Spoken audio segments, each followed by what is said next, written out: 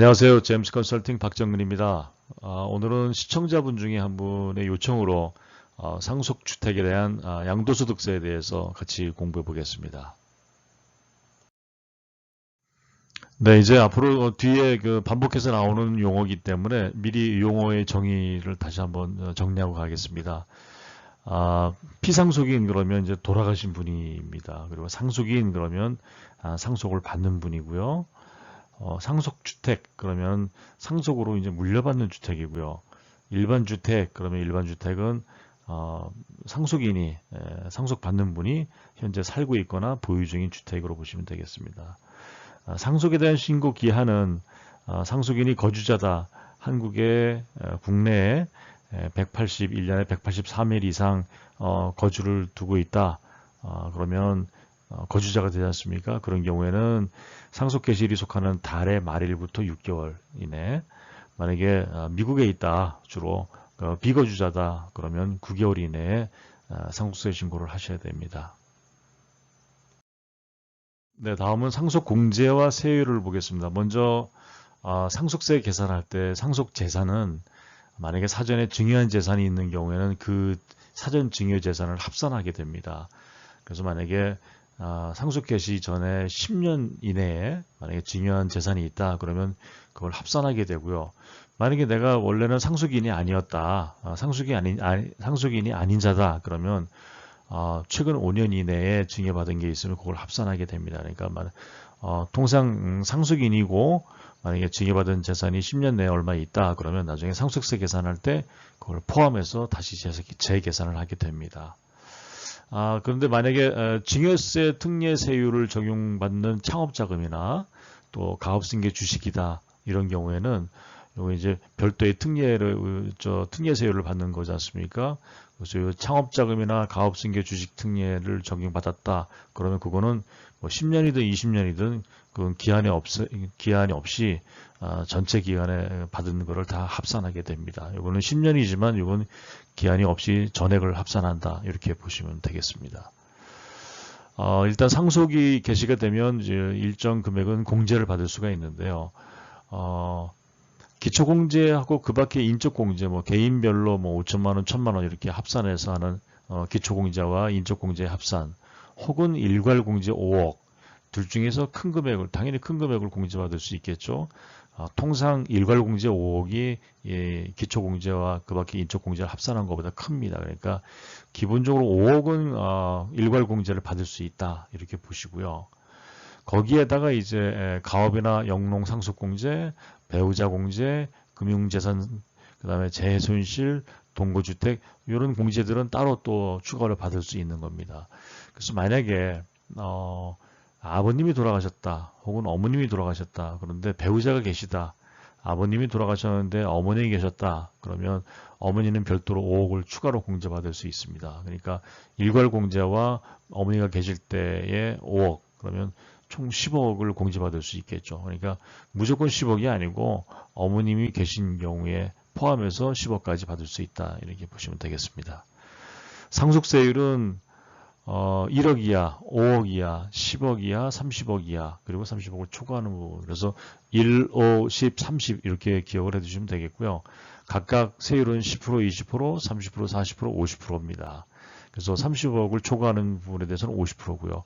누진공제는 이제 계산하시기 편하시라고 이렇게 누진공제액이 있는데, 예를 들어서 30억을 초과한다. 그런 경우에는 그 초과되는 전체 금액의 세율 50%를 곱하고 누진공제액 마이너스 4억 6천을 빼주면 그 금액의 상속세가 되겠습니다. 네, 앞서 설명드린 공제에도 포함이 되어 있었습니다만 기초공제 외에 동거주택인 경우에는 상속공제도 받을 수 있습니다.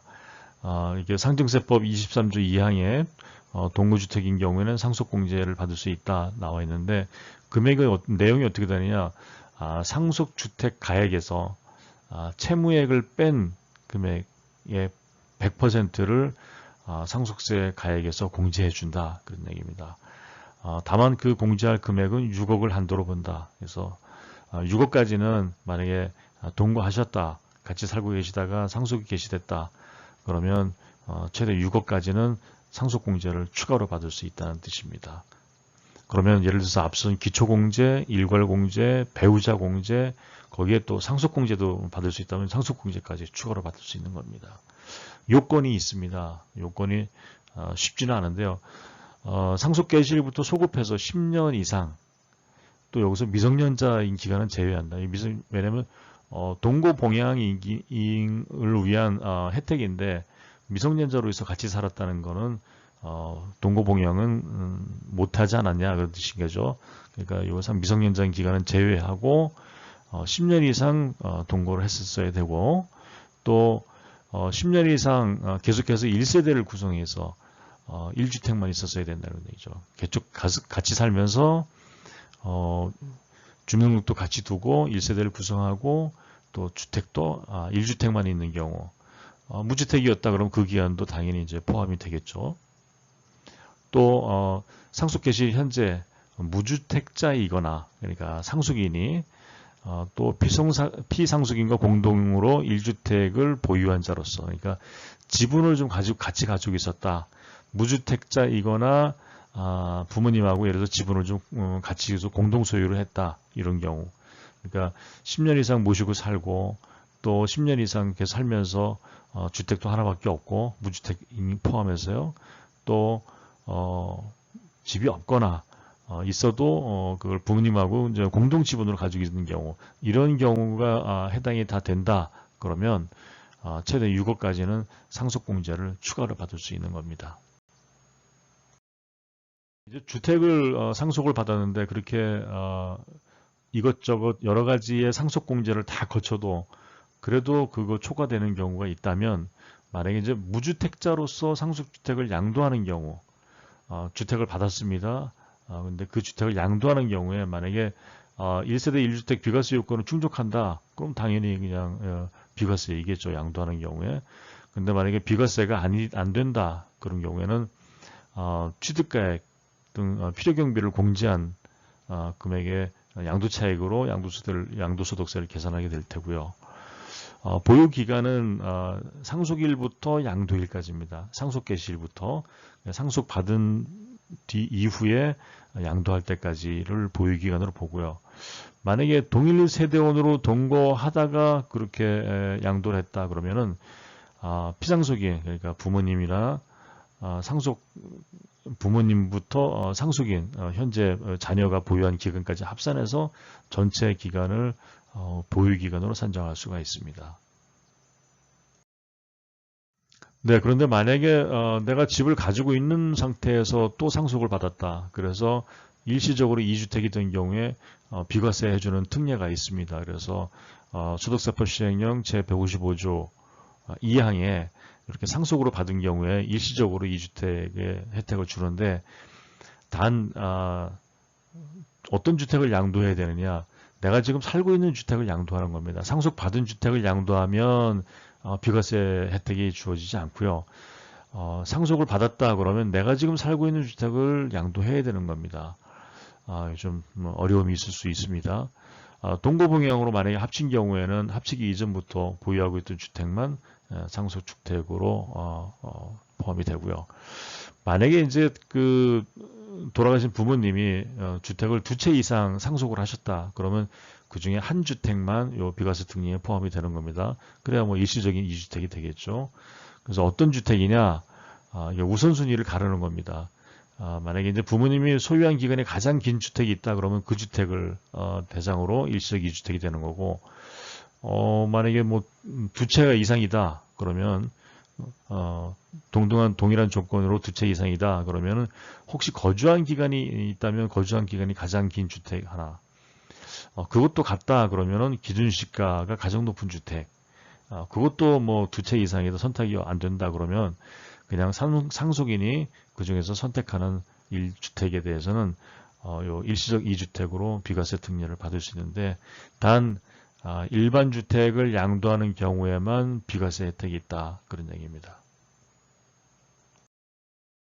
네, 그렇게 해서 일시적 2주택이 됐을 때 일반 주택을 양도해야 비과세라고 했는데, 비과세를 위한 어떤 일반 주택의 양도 기한은 없습니다. 뭐 상속 개시 후 뭐 몇 년 이내에 팔아야 양도해야 비과세 된다. 일반적인 경우에 일시적 2주택은 뭐 3년 이내야 2년 이내야 이게 있지만 상속주택에 대해서는 양도세 비과세를 받기 위한 양도 기한은 없습니다. 아무튼 상속주택을 만약에 양도한다. 일반 주택을 양도하지 않고 상속받은 주택을 양도하면 이런 비과세 혜택이 적용되지 않습니다. 그래서 만약에 이제 그렇다고 해서 무조건 살고 있는 주택을 팔 수도 없는 거고요. 그러면 아마 판단을 위해서는 양도소득세 계산 등 세금을 좀 비교해서 선택을 해야 될 텐데 두 주택의 시가를 비교한다든지 또는 서울과 지방이라면 갑자기 이제 상속받은 주택이 지방에 있다면 그렇다고 서울에 있는 지금 현재 살고 있는 주택을 무조건 팔고 이거 비과세 받으려고 팔고 지방으로 갈 수는 없지 않습니까? 그렇다면 근무나 학업 등 여러 가지 환경을 생활 환경을 좀 고려할 필요가 있겠고요. 그럼 어차피 불가피한 경우라면 비과세는 못 받지만 상속주택을 양도할 수도 있지 않습니까? 이런 경우에 상속받을 때 가격하고 그 다음에 현재 양도할 때의 가격, 양도 차익이 있어야 양도소득세가 발생하는 거기 때문에 굳이 그렇다면은 한번 양도소득세를 계산해서 지방에 있는 거라면 그 다음에 최근에 상속 개시 이후에 뭐 6개월 이내라면 어차피 상속가액하고 양도가액하고 차이도 없을 거 아니겠습니까? 그럼 양도소득이 없다 그러면 양도소득세 자체가 없는 거니까 이런 것들을 좀 판단해서 비교해서 판단하시면 될 것 같습니다. 네, 한 가지 더 참고하실 사항은 만약에 이제 대부분의 경우 공동상속이라고 볼 수 있겠죠. 그러니까 부모님이든 아니 어머님이든 아버님이 돌아가셨다면 어머님이든 아니면 형제든 단독으로 상속받을 수도 있지만 대부분이 공동상속이라고 볼 수 있을 테고요. 그러니까 공동상속인 경우에 그러면 이 주택이 누구한테 포함이 되느냐?